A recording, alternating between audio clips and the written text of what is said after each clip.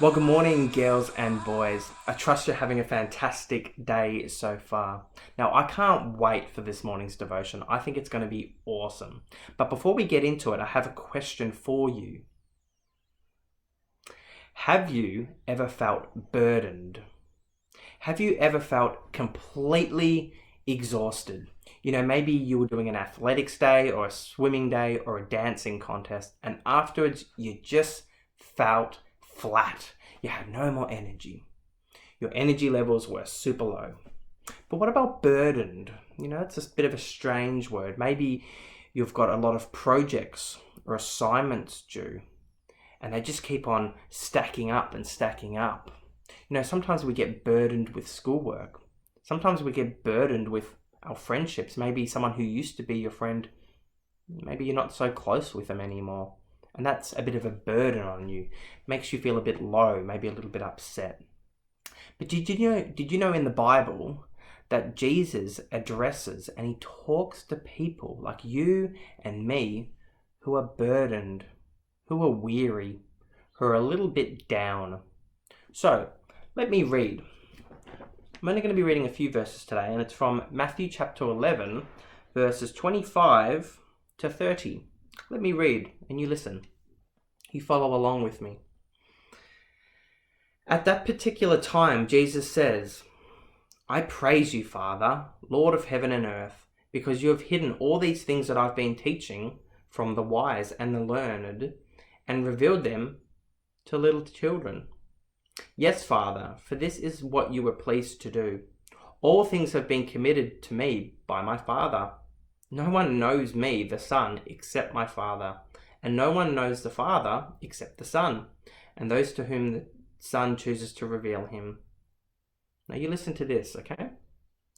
Because Jesus is actually talking to me, and he's actually talking to you too. Jesus says in verse 28, "Come to me, all you who are weary, all you who are burdened, and I will give you rest. Take my yoke upon you and learn from me, for I am gentle and humble in heart, and you will find rest for your souls. For my yoke is easy and my burden is light." Now, Jesus is using some particular and peculiar words here. He's saying to take my yoke. Now, we don't really farm the land now with animals. But back when Jesus lived, they didn't have big tractors and huge machines that can farm land. What they had was cattle or cows, and what you would do is you would get two cows and you'd put a beam along their shoulders, and these cows would walk in unison. They would walk together, and on the bottom of this beam would be things that would dig up the earth. That was a yoke, and what you would do is you'd put it on the cow's shoulder. What Jesus is saying is that we can actually take upon his humility and his peace. Because I think it's true that sometimes as human beings, whether you're 10, 11 years old, whether you're 14 or 15-year-old, even you might be 40 years old or 50 years old, sometimes we get burdened. Now, we all get burdened by different things. Isn't that true? Something that maybe gets me down, makes me a bit upset, makes my energy levels low, isn't the same thing that gets you down.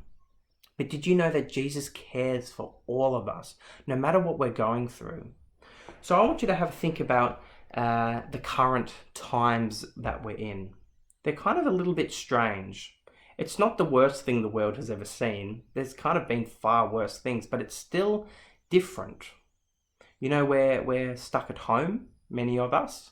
We're learning from home. Maybe our parents or our aunties and uncles are working from home. They're just different times, aren't they?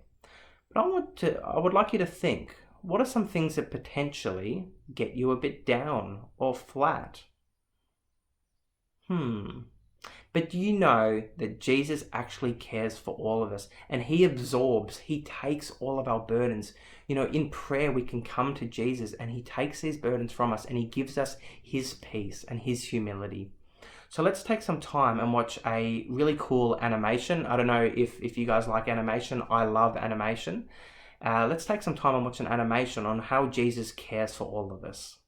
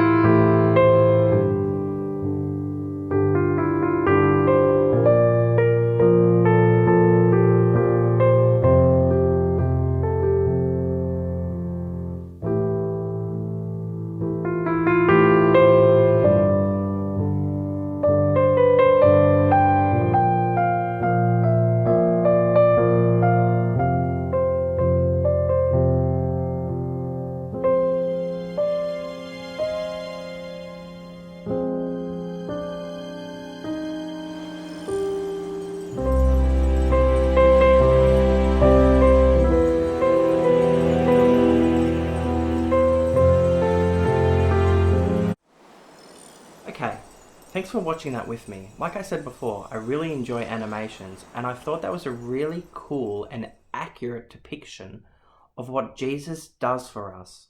And it doesn't matter if you're in middle school, or if you're in grade 12, or if you're an adult. Jesus stands in the way and he takes the rocks and the shots for us. Now, for each one of us, these shots and rocks may be different. Isn't that true? But nonetheless, Jesus loves you. He loves your parents. He loves your teacher. And he loves me too, which is really good because sometimes I don't feel really loved. But Jesus takes the rocks. He takes the stones for us. He is humble. He is peaceable. And you can trust in that. I wonder if you do trust that. That's maybe something you can think about this week. Do you know Jesus as the person who takes the rocks for you? that's something for you guys to think about this week. If you've got any questions regarding today's devotion, about humility or about yokes, about cows, about burdens, feel free to email me or message me on Teams. Once again, I'm going to just reiterate something that I said last time. You may see a message from me on Teams or an email. That's just me checking up on how everyone's going. Feel free to respond, but if everything's okay, you can just give me a thumbs up or that's okay, Mr. Baird, it's all good. But I'll be just reaching out to a few grade 5s, 6s and 7s, just seeing how you're going and if there's any way I can be of assistance for you. Anyway, I can't wait to be back at school sometime in the near future. We don't quite know when that's going to be, but hopefully it's going to be soon. And I can't wait to see what we're going to learn in the book of Matthew next week. Bye for now.